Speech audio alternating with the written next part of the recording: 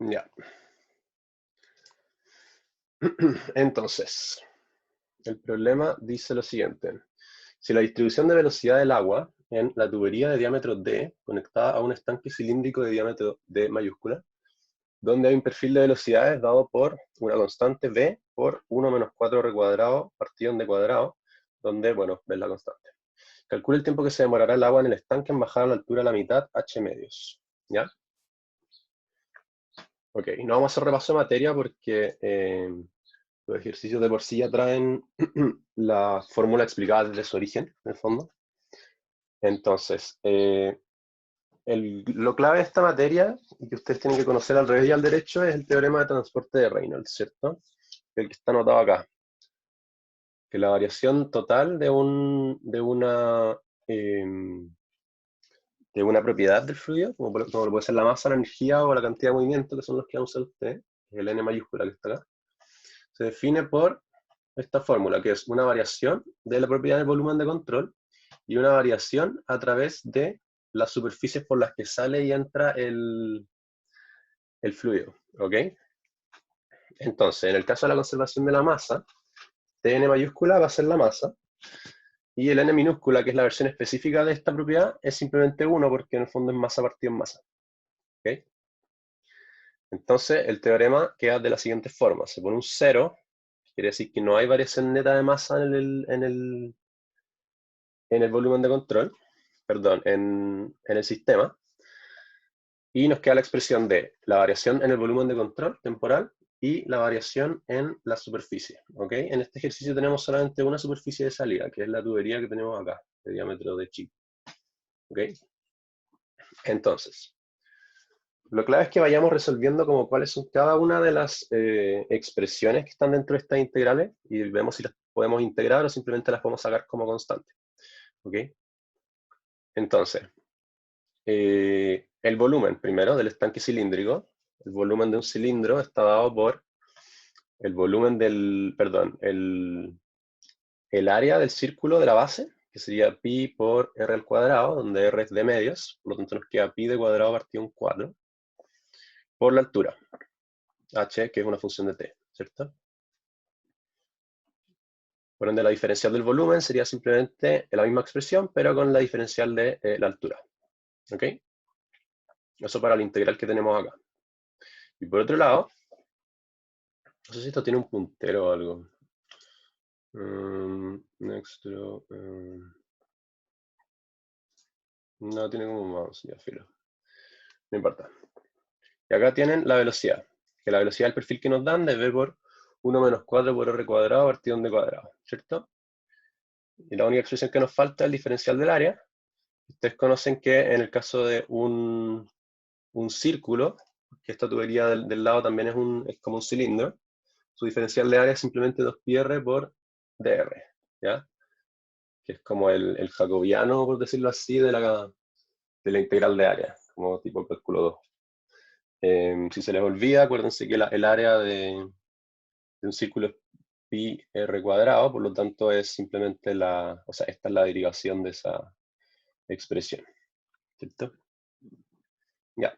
Entonces, reemplazando todo lo que encontramos, nos queda una integral respecto a la altura, que es la que está acá, la derivada del tiempo de la integral de la variación de la propiedad del volumen de control, que quedaría ρ por pi por d al cuadrado partido en 4 por dh, más la superficie libre, que la vamos a tener que integrar, ¿cierto?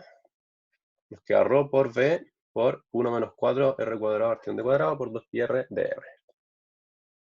¿Se entiende todo hasta ahí? ¿Alguna duda?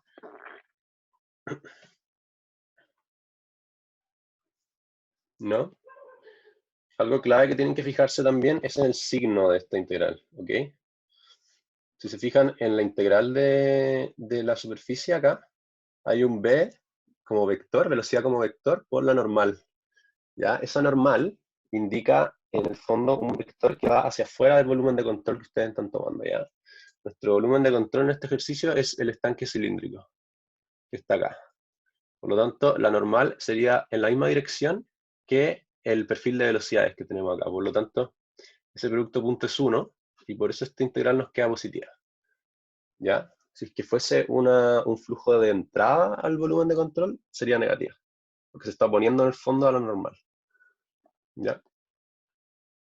Eso es clave porque es típico en estos ejercicios que les ponen, no sé, como dos flujos de entrada y uno de salida, o dos de salida y uno de entrada. Tienen que reconocer bien cuáles son cuáles para no confundirse en los signos, ¿ok? Ya. Entonces, al desarrollar esta integral, les quedan las expresiones que están acá abajo. ¿Ya? Donde les queda la derivada todo el tiempo esta expresión, y esta expresión como casi puras constantes, de hecho puras constantes. ¿Ok? Y bueno, lo simplifican, la derivada del tiempo, si se dan cuenta, la única variable que depende del tiempo en lo que está acá adentro es h, por lo tanto pasamos esa derivada al h, y todo el resto sale como constante. Y nos queda al otro lado 2pi rho v de cuadrado. Ya, un supuesto súper importante, que siempre lo tienen que aplicar no solo en conservación de masa, sino en prácticamente todos los ejercicios de este curso, y que siempre hay que ponerlo, es que el rho es constante. ¿Qué es el rho? La densidad del fluido. Estamos asumiendo que el fluido que participa en nuestros problemas no puede cambiar su densidad en el tiempo. ¿Ya? Es decir, no va a ser o sea, su derivada va a ser siempre cero, por lo tanto se saca de las expresiones, de todas las integrales, yo lo puedo sacar afuera y no hay problema. Y por lo tanto, cuando llego a esta expresión, igual a A0, los rho se eliminan, que en el fondo tengo rho a ambos lados. O sea, las dos expresiones tienen rho, entonces se eliminan. Solo puedo hacer eso con el supuesto, ¿ok? Ya, entonces despejando nos queda la derivada de la altura respecto al tiempo, como una expresión constante, menos un medio de cuadrado por de cuadrado por b.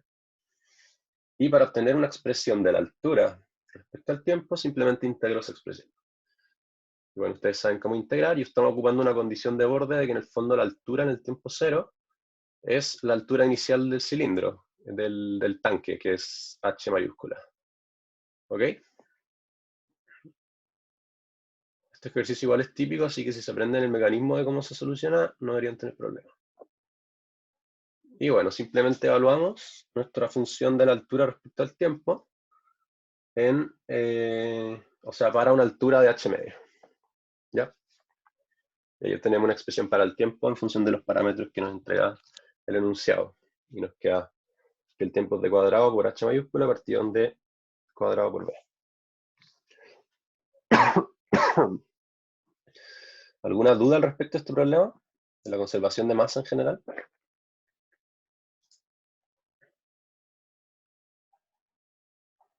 ¿Por qué es igual a cero? ¿Al principio? Sí, y siempre vamos a tener el signo positivo en la normal. No. Esta expresión, la segunda integral, te queda como positiva solo si es que el flujo está saliendo del volumen de control. Y si es que está entrando Ah, es ya. negativa. ¿Ok? Ah, bueno. Porque podéis tener varias superficies que entran o varias que salen, etcétera, y tenéis que analizarlo. ¿Ok? Y estamos asumiendo que en el fondo la variación de la propiedad grande en el sistema es de cero. Por lo tanto, siempre lo van a igualar a cero. ¿Ok? En el caso de masa. Energía, ya vamos a ver cómo se hace. ¿Ya? Vale, gracias. Ok. Este es más o menos fácil. Son integrales. Vamos a ir al segundo, ¿ok?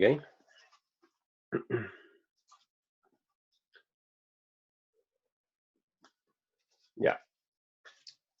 El segundo problema dice lo siguiente. Dame un segundo. Ya. Debe elegirse un ventilador para enfriar un computador cuyas dimensiones son 12 centímetros por 40 centímetros por 40 centímetros. La mitad del volumen debe ser llenado con componentes y la otra mitad por aire. Un agujero de 5 centímetros de diámetro está disponible en la parte trasera para la instalación del ventilador, que pretende reemplazar el aire interior cada cierto tiempo. Ese cierto tiempo vamos a asumir que es un segundo, ¿ya? Que se pretende reemplazar el aire completo del computador en un segundo.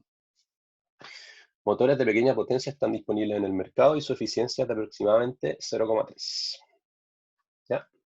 Nos piden determinar la potencia del motor a ser comprado, la diferencia de presión en el ventilador y la cantidad de energía generada por una hora de funcionamiento del ventilador en joules.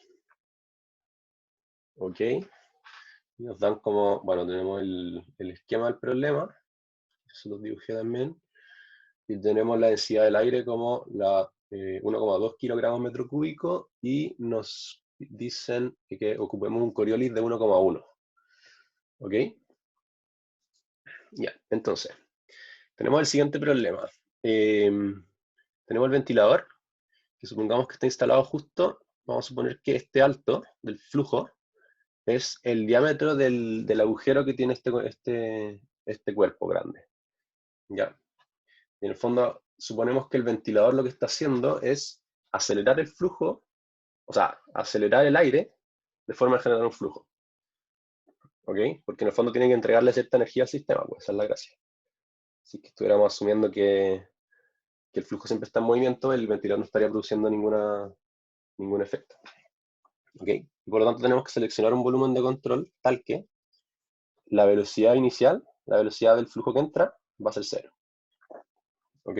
Eso lo vamos a ver igual un poco más adelante. Ya, entonces nuevamente tenemos que recurrir a el teorema de transporte de Reynolds, pero ahora lo vamos a usar con conservación de energía. ¿Ok? Entonces, ¿de dónde nace esto? La diferencia es que ahora vamos a tener una variación neta del sistema, porque en el fondo sabemos que normalmente en estos problemas hay pérdidas de energía, ya sea por calor, por fricción, pérdidas singulares, qué sé yo. Entonces, ocupamos la ley de la termodinámica para definir que la variación neta de energía en el sistema va a ser igual al calor que se le entrega al sistema menos el trabajo generado por él. ¿Ya? Ustedes quizás hicieron termo hace menos tiempo, quizás lo tienen más fresco que yo. Y a partir del teorema de transporte, nosotros este n mayúscula lo definimos como este E, y nuestra propiedad específica, que sería el n minúscula, nos queda como esta expresión que está acá abajo, que es bien importante.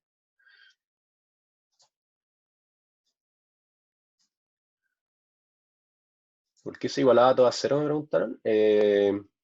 Porque la variación neta de masa en el sistema tiene que ser cero. Ya nosotros estamos asumiendo que la masa no se pierde, ni se transforma, ni nada por el estilo. ¿Ok? No sé si me explico. Es como que el sistema, piensen que incluye esta masa que va saliendo, ¿ya? Porque si se fijan la expresión del teorema de transporte, en la primera integral es la variación del volumen de control de la masa. O sea, la masa va saliendo, pero se conserva. En el fondo, ¿cómo se conserva? A través de esta superficie que es la que la va sacando. Entonces, la diferencia de esas dos expresiones tiene que ser cero. Estoy considerando la masa total, ¿ya? Por eso la igual a cero. No sé si ahí me expliqué mejor.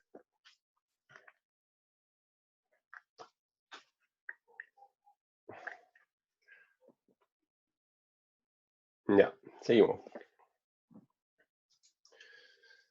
Entonces, en la ecuación de energía tenemos esta ecuación, que es en el fondo la energía específica, que se define como G por Z más velocidad al cuadrado, partido en 2, más la presión dividido en la densidad.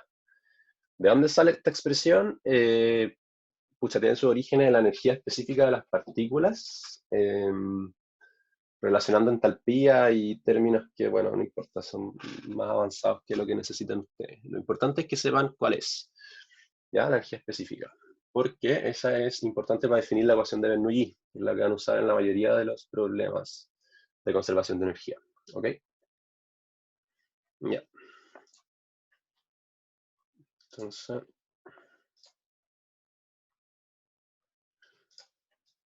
ya. Vamos a tener que hacer una serie de aproximaciones para que esta ecuación nos quede bonita, porque si metemos esta expresión de energía específica dentro de las integrales nos va a quedar una cuestión bastante fea. Y dentro de eso es clave lo que les decía de la incompresibilidad, de que el ρ sea una constante, y yo la puedo sacar de las integrales, y que el Coriolis sea 1,1.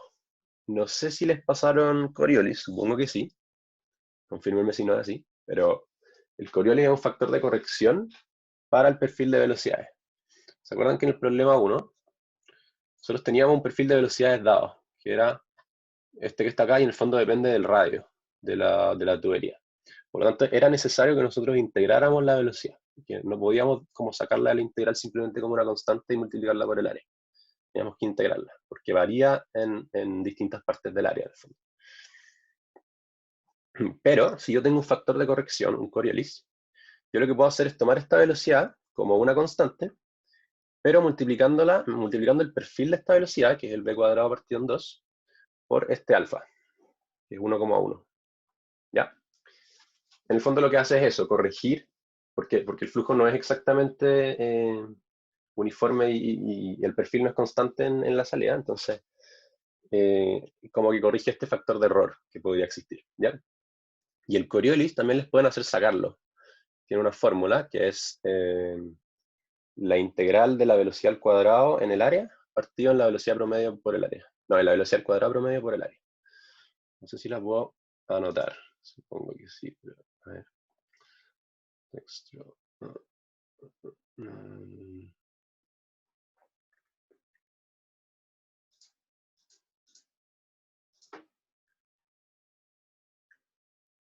No, ni idea. Filo. Pero en el fondo una fórmula para sacar este Coriolis. ¿Ya? La pueden buscar en las clases, probablemente se las pasarán. Entonces, simplificando, teniendo estos tres supuestos, flujo permanente, incompresible y Coriolis igual a 1,1, se nos simplifica mucho la ecuación que teníamos al principio, ¿cierto? Porque esta variación neta del sistema la vamos a tomar por la ley de la termodinámica como el calor que entra al sistema menos el trabajo producido por este. La segunda expresión, la derivada respecto al tiempo, se nos va a ir a cero, porque estamos asumiendo que el flujo es permanente. No hay ninguna variación de ninguna propiedad respecto al tiempo. ¿Ok? Y la tercera integral, si se dan cuenta, se nos va a separar en dos. ¿Por qué? Porque tenemos dos flujos de entrada, o sea, un flujo de entrada y un flujo de salida. Un flujo de entrada a la izquierda, flujo de salida a la derecha. Por lo tanto, vamos a tener dos superficies por las que el flujo va a estar pasando y los tenemos que separar. Se dan cuenta que la integral de la sección 2, que es la del final, la de la salida, queda como positiva. Y la integral de la sección 1 queda como negativa, que es donde entra el flujo al sistema, al volumen de control. ¿Cierto? Se dan cuenta que nos queda la expresión de la energía específica por un ρ por Q. El ρ ya sabemos que es una constante que está en la integral, acá, perdón. Y el caudal sale de la velocidad por la integral del área, en el fondo. ¿Ya? Estamos asumiendo que todo eso es constante, por lo tanto, sale como caudal. ¿Ok? Y una simplificación, en el fondo, es poner simplemente que la entrega de calor y la generación de trabajo lo va a poner como un trabajo neto en el sistema, ¿ya?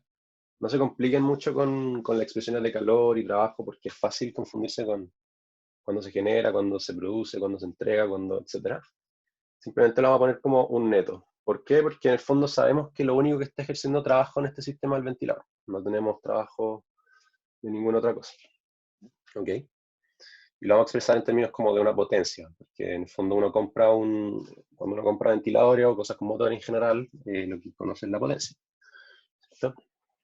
Que es una unidad de energía, de flujo de energía, en el fondo, de energía partida en tiempo. Ya. Entonces, nos damos cuenta que nos faltan datos, ¿cierto? En el enunciado no se nos da casi ningún dato más que las dimensiones, entonces tenemos que obtenerlos nosotros, ¿ya? Calculamos, por ejemplo, la velocidad que tiene el aire, perdón, el volumen del aire. Sabemos que las dimensiones del computador en el fondo son 12 por 40 por 40 que nos decían, y que la mitad de ello está lleno por aire. Por lo tanto, tenemos 9.600 centímetros cúbicos de aire. ¿Ok? ¿Para qué nos sirve esto? Para calcular el caudal.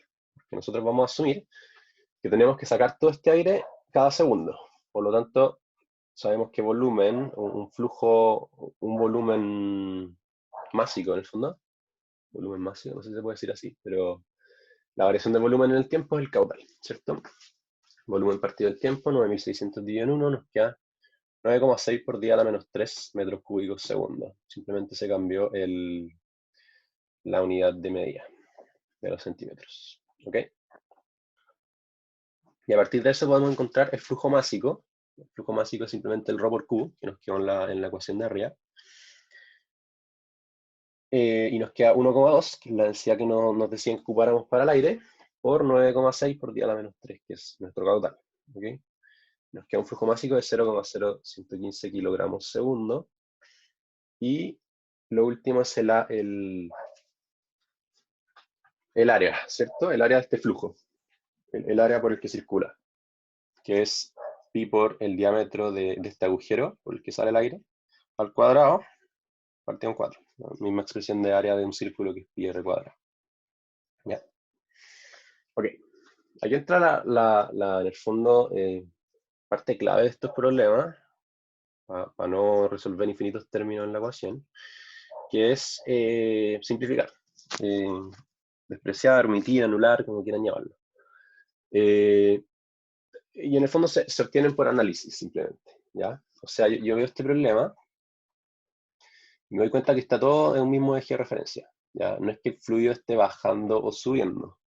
Por lo tanto, la diferencia de cotas geométricas, que es el z, es 0, son iguales, ¿cierto?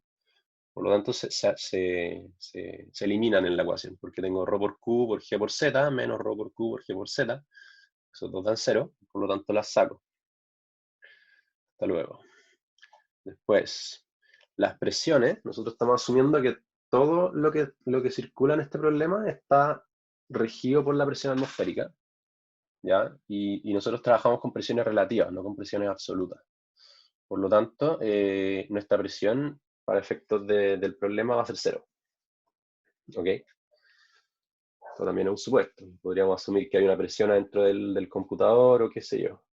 Pero no se nos dice, entonces podemos asumirlo así, ¿no? ¿Ya? Esto se hace más, bueno, los ejercicios típicos de conservación de energía en el ramo son con tubería y con estanques, como el que vamos a ver en el problema 3.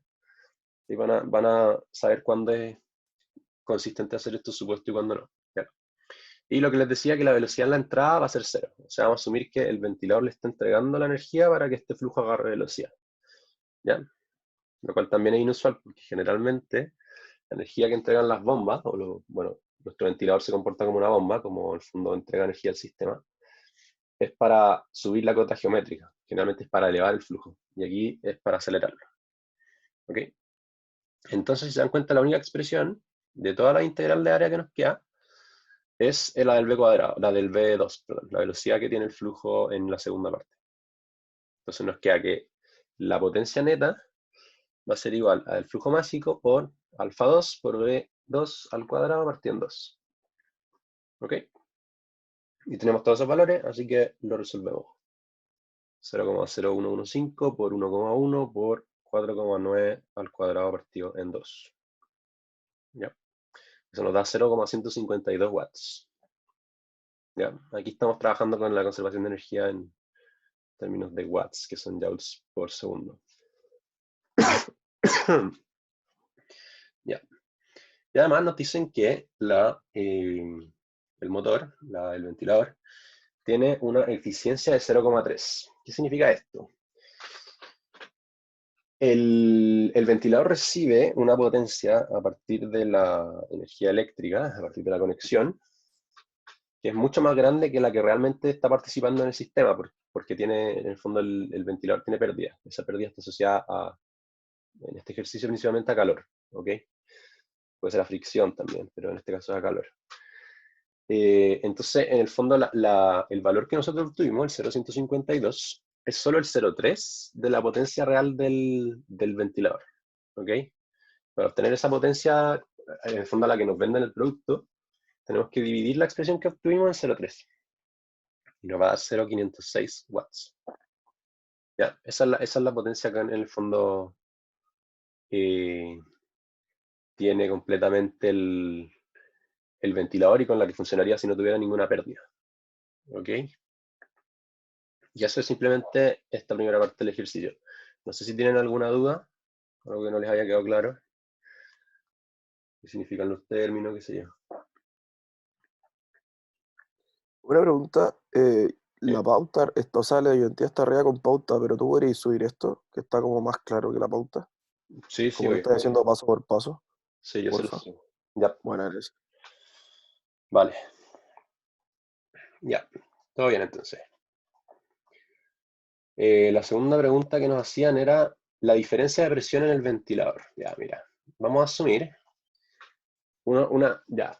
Dentro de este flujo, este ventilador es en el fondo, en términos de ancho, es despreciable. Ya, en términos despreciables, muy, muy famoso en este curso. Muy despreciable el ancho en el fondo que tiene el ventilador respecto al largo total. En realidad, bueno, me refiero, estoy hablando en el eje X, o sea, el largo que tiene el ventilador entre el 3 y el 4, entre la sección 3 y 4, es muy despreciable frente al largo del 1 y 2. ¿Ya? Por lo tanto, hacemos una energía entre 3 y 4. ¿Ya? Nuevamente asumiendo los mismos supuestos que habíamos asumido en la primera parte. ¿Ya? Entonces nos va a quedar lo mismo. Trabajo neto va a ser ρ por Q por, aquí me faltaron los subíndices, perdón, pero en el fondo esta primera expresión es el 4, porque el flujo está saliendo, y la segunda es el 3, porque el flujo está entrando. ¿Ok? ¿Ya? Y, bueno, mismo que antes, la cota geométrica sigue siendo la misma, yo no estoy levantando el flujo de su cota, por lo tanto los z se eliminan. Y la velocidad, esto en el fondo también porque estamos asumiendo despreciable este largo, la velocidad va a ser la misma en ambos puntos. Por lo tanto, V3 y V4 también se nos eliminan. ¿Ya? Nos van a quedar solo las presiones, que es lo que nos interesa. Aquí tengo en el fondo el descarte de algunos términos, y nos quedan solo las presiones, que es lo que nos piden la diferencia de presiones.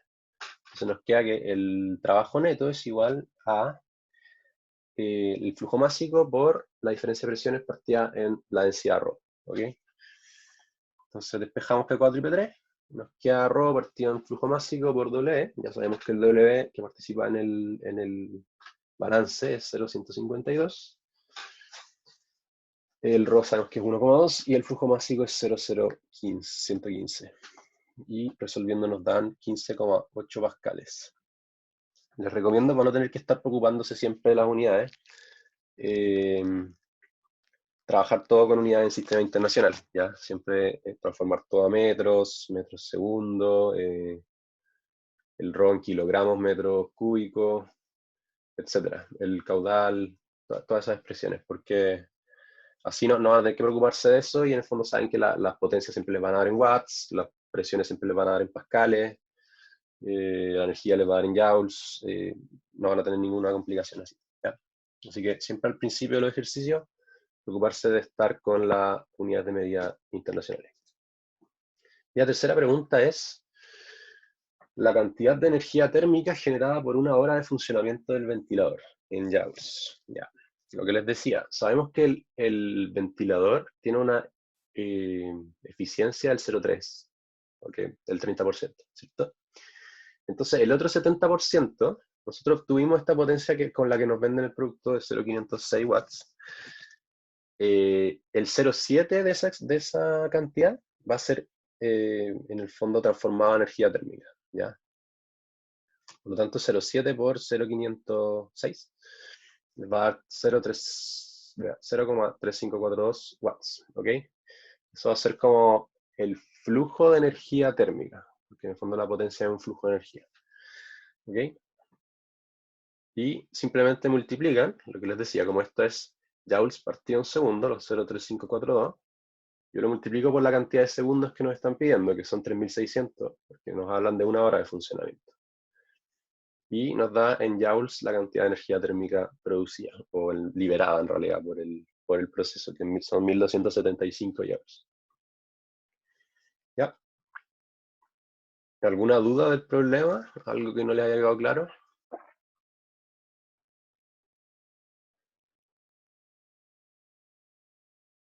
¿Nada? ¿Todo bien? ¿Cómo elegí el VC? Me preguntaron. ¿Cuál es el VC? Ah, el volumen de control. Ah, ¿cómo elijo el volumen de control? Buena pregunta. Eso queda muy a su criterio, en verdad. Lo importante es que determinen qué es lo que quieren analizar, po. O sea, nosotros aquí queremos analizar la energía que le está entregando el ventilador al sistema. Y la única forma de analizarlo, como sabemos que la única energía que va a estar generando acá es cinética, necesitamos que haya un cambio de velocidad. Por lo tanto, yo tengo que elegir un volumen de control tal que parta con el aire en una velocidad cero aproximada, y termine con el aire yendo a una velocidad, a la velocidad que le entrega este ventilador, total, como a toda la energía cinética que le entrega. ¿Ya?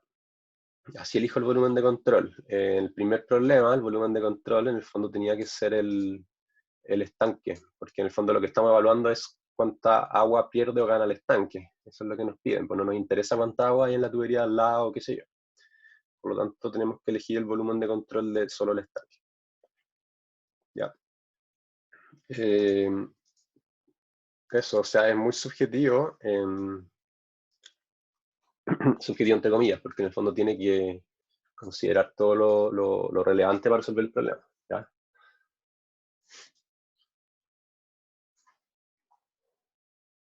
Ok.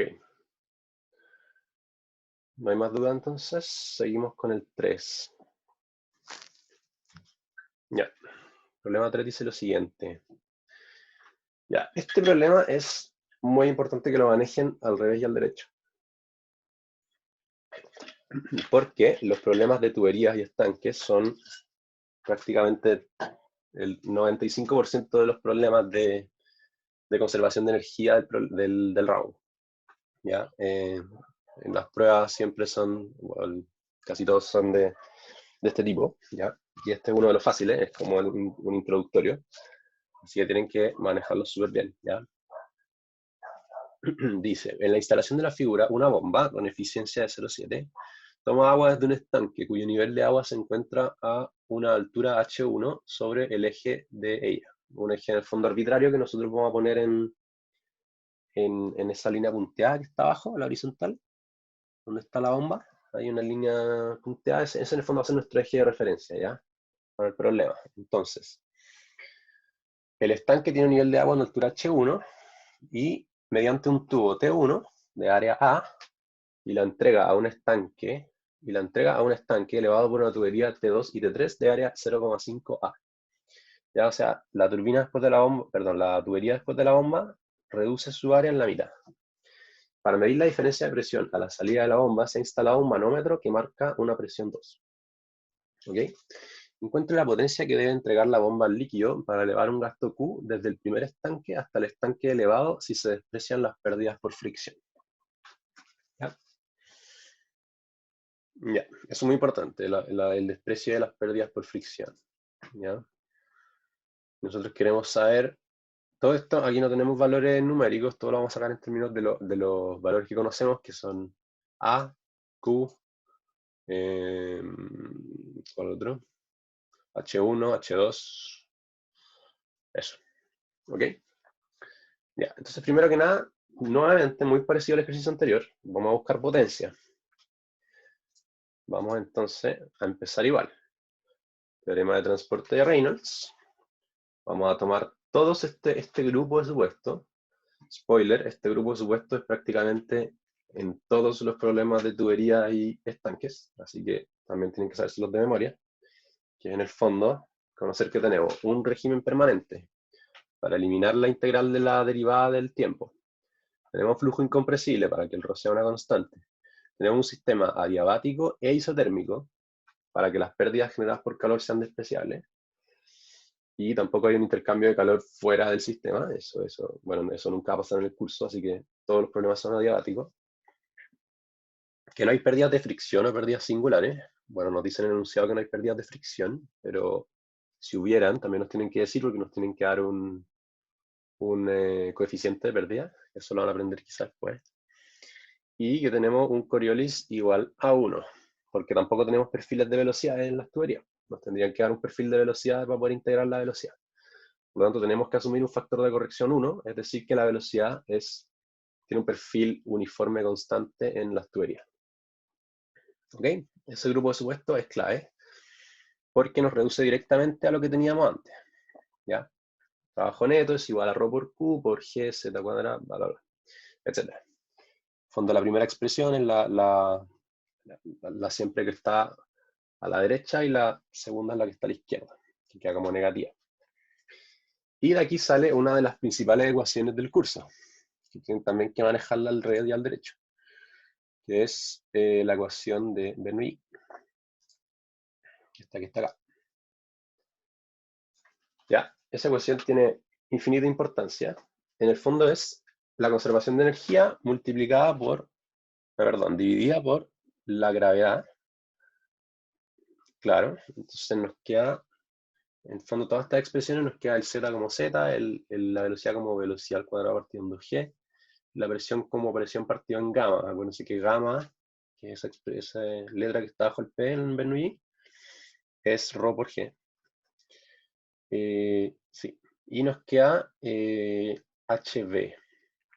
¿Qué es HB? HB es en el fondo la potencia que entrega la bomba, pero analizada como una carga hidráulica. O sea, una energía en términos de metros columna de agua. ¿Cuál es la gracia de Bernoulli? Que estamos transformando las unidades de energía, entre comillas. Si se fijan, cada una de las expresiones de Bernoulli está en metros. Todas están en metros. En el fondo nosotros estamos trabajando con una variable que se conoce como carga hidráulica. La carga hidráulica es la energía medida como metros de columna de agua, como energía potencial del agua, entre comillas. Entonces, en el fondo, nosotros estamos transformando todas estas cosas, la cota geométrica, la cota piezométrica, la altura de velocidad, a carga hidráulica y así también la potencia. ¿Ya? De ahí sale una fórmula relativamente importante, que bueno, va a salir más adelante igual, pero...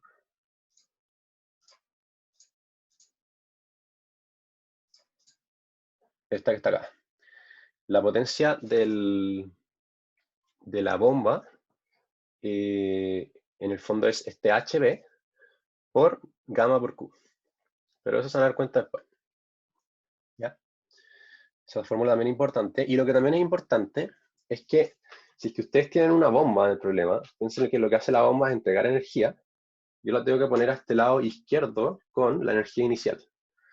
Y si es que yo tengo una turbina, en el fondo lo que hace la turbina es extraer energía del sistema, este H tiene que ir al otro lado, al lado final, en el fondo, al lado derecho. Y yo pongo HT. ¿Ya? O sea, este HB es de la bomba, porque sabemos que tenemos una bomba en el problema. Y si yo tengo una turbina, acá tengo que poner más HT. ¿Ya? Mira, acá está. Aquí donde dice H neto, igual HB menos HT.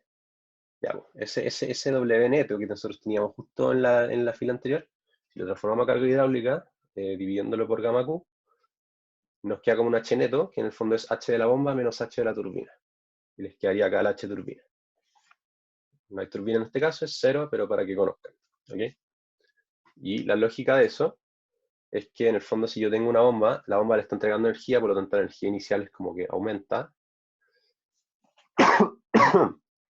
Y si tengo una turbina, estoy quitando energía, por lo tanto la energía inicial tiene que ser más grande que la final. Por lo tanto, la final le tengo que sumar esta energía de la turbina.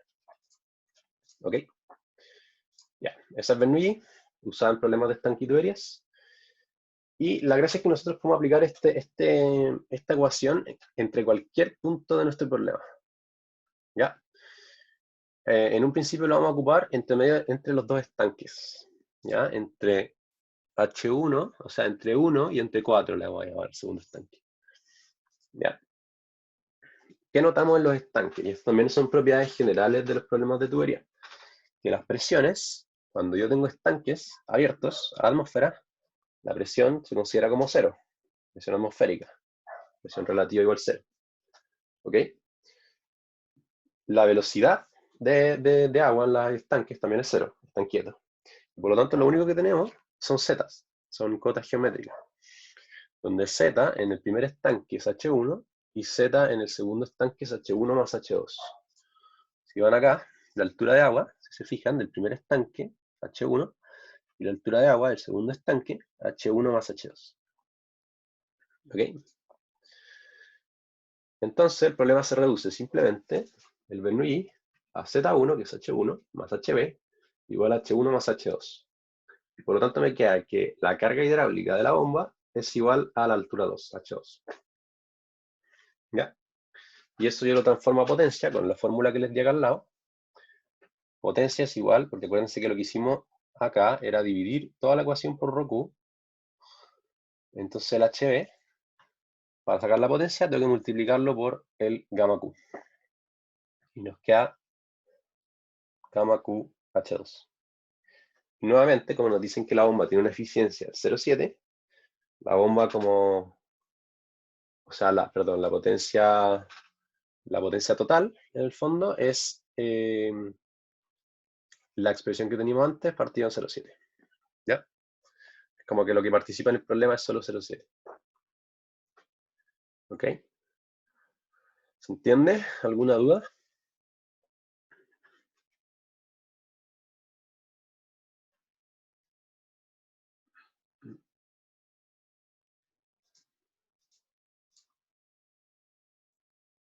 ¿No? Ya. Ok. Seguimos con la siguiente pregunta. Entonces, ¿qué dice? Encuentra el valor de la presión que marca el manómetro P2. Notamos entonces que la presión, si bien es 0 en los estanques, en las tuberías sí tenemos una presión. El flujo circula a cierta presión. ¿Ya? Y nosotros nos piden encontrarla acá. Entonces, siempre tienen que buscar los dos puntos en los que más me conviene aplicar el Bernoulli para encontrar ese valor, ¿ya? Entonces, por ejemplo, para encontrar esta presión P2, yo puedo hacer Bernoulli entre el estanque 1 y la tubería 2. Pero ¿cuál es mi entre comillas, problema? Que tengo la bomba entre medio. Entonces, ¿cómo puedo simplificarlo más? Haciendo Bernoulli entre la tubería 2 y el estanque final, el estanque 4. Que además ya conocemos la carga hidráulica del estanque 4, que es solamente H1 más H2. ¿Ya? Entonces, para encontrar esa presión P2, como les digo, lo más fácil es hacer una conservación de energía, un Bernoulli, entre la tubería 2 y el estanque final. Que es lo que hice acá. Z2 más P2 gamma más B2 cuadrado partido en 2G es igual a H1 más H2. Acuérdense que la carga hidráulica del estanque es solamente su cota geométrica, que en este caso es H1 más H2. ¿Ok? Y el Z2, si se fijan, la altura a la que está la tubería es 0. Está justo en el eje, o sea, claro, nuestro eje de referencia abajo. ¿Ya? La altura que está con una línea punteada. ¿Ok? Bien, entonces nos queda la presión en la tubería y la velocidad en la tubería. La velocidad yo no la conozco, entonces la única forma que tengo de expresarla en términos de variables conocidas es a través del caudal y el área, ¿ya? Por conservación de la masa. Ustedes saben que caudal tiene que ser igual a velocidad por área, ¿ya? Y el caudal es constante, y eso también en el fondo es el supuesto de la conservación de masa, y el caudal es constante a lo largo de todo el problema, ¿ya? Por lo tanto, en cualquier lugar del problema que yo multiplique la velocidad por el área en ese punto, me tiene que dar ese mismo caudal, ¿ya? Por lo tanto, caudal en este caso sería velocidad 2 por área 2, es decir, la velocidad 2 va a estar dada por 2 por Q partido en A. ¿Por qué? Acuérdense que el área en esta tubería 2 es A partido en 2. ¿Ya? Entonces, velocidad caudal partido en área, caudal es Q, área es A medios. Por eso nos queda 2Q partido en A. ¿Ok? Y ahí ya tengo una expresión para la velocidad en esta parte de la tubería. De la altura de velocidad me queda como 2Q cuadrado partido en G por A cuadrado. Y bueno, lo que nos pedían era la presión, así que simplemente la despejamos de esa ecuación y nos queda en función de puras variables conocidas. Gamma, que es ρ por G, H1, H2, Q y A y G. ¿Ok? ¿Se entiende todo bien? ¿Alguna duda?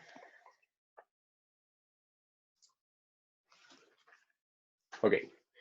Y la última pregunta dice, si se comienza a aumentar el caudal que bombea la bomba, indiquen qué sección sería la primera en que podría producirse cavitación.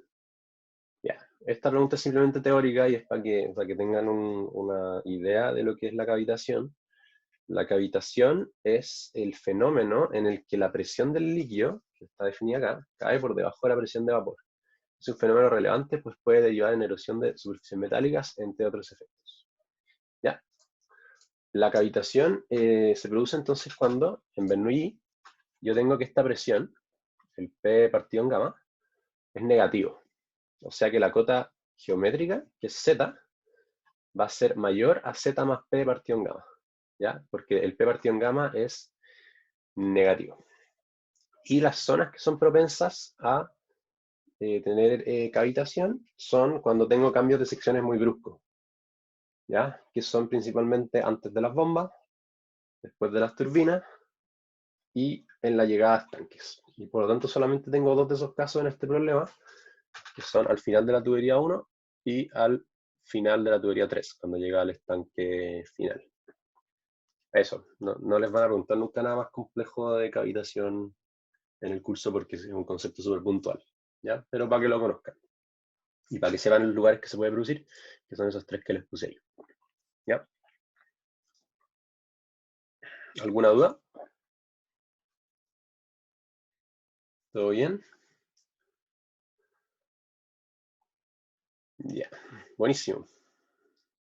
Eso es todo lo que vamos a hacer por hoy. Esa es la ayudantía. Acuérdense que tienen más problemas en Canvas. Acuérdense que tienen mi mail si tienen dudas. ¿Todo bien? Ok, una pequeña duda. Dime. ¿Por qué ese 0 va de 0 a D medios? Ah, la superficie de control. Ya, ¿por qué yo integro de 0 a D medio en la superficie de control? Porque yo tengo que hacer una integral que pase por toda mi tubería. ¿Ya? Mira. Un segundo, ¿dónde está? Ahí. Si te fijáis, está medio borroso este dibujo. De hecho, en el que les subieron hay uno distinto, pero... esta tubería yo la tengo que integrar completa. Tengo que considerar el perfil de velocidad en toda la tubería. Entonces, yo tengo que incluir el radio desde 0, que en el fondo es el centro de esta tubería, hasta el final de esta tubería, que es cuando el radio es de medio. Acuérdate que yo estoy integrando en función del radio. Entonces tengo que incluir el radio completo, que es de 0 a D medios. ¿Ya? ¿Me explico?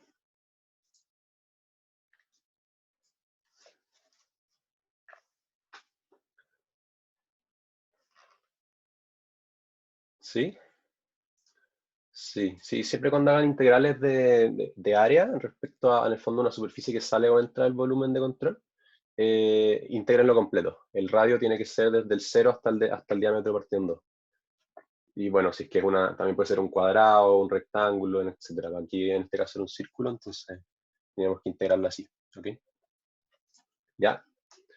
¿Alguna otra duda? ¿Todo bien? Gracias por venir. Voy a subirles el video de todas formas si lo quieren ver después y para que lo vean sus compañeros. Eso, pues, mucho éxito, estudien y nos vemos.